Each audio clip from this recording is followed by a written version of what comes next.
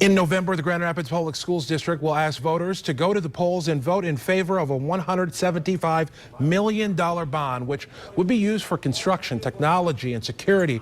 For the average person who owns a $100,000 home, it would mean an extra $8 a month. 24-hour News 8's Danny Carlson is in studio tonight with a look ahead at the millage and also a look back at what voters did the last time that the Grand Rapids Public Schools came asking for this kind of money. Danny. Well, and you know what, Leanne, you can actually see we have the numbers right here in black and white. Back in 2004, GRPS asked voters for $165 million, and that time voters said yes by a margin of about 60%. I crunched the numbers tonight to find out what is different today than back then. And it is important to say that part of the problem in looking at just numbers like these, it's not just the data that has changed, but how the state keeps track of that data that can be different too.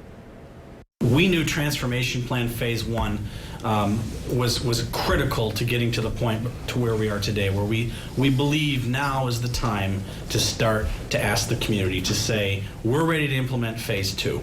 I looked at the numbers today, starting back in the 2004-2005 school year, and wanted to see how enrollment and graduation rates have changed. 11 years ago, more than 22,000 K-12 students went to GRPS, compared to about 16,000 last school year. Graduation rates appeared more consistent.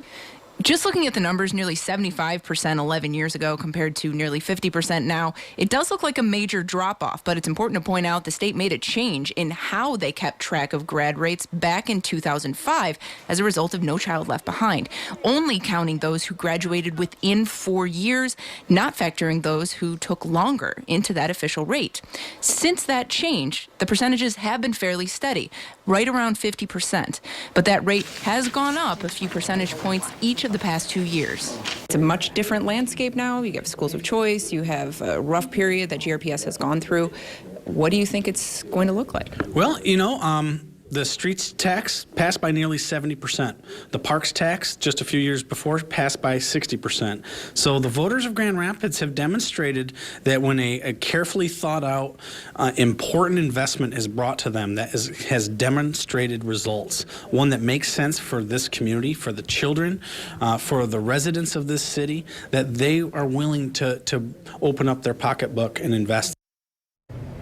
Now, that 2004 millage was used for construction or remodeling of 11 schools and Houseman Field. If this millage passes, GRPS says every single school in the district will get some money for renovations. How much that is really just depends on the need. And they are planning to have some listening tours, some sort of open areas that people can come and find out more about the plan before it actually goes on the ballot in November. Right, and they've already kind of been doing a bit of a PR campaign. You've heard some of the ads, because they've got to sell this to more than just parents.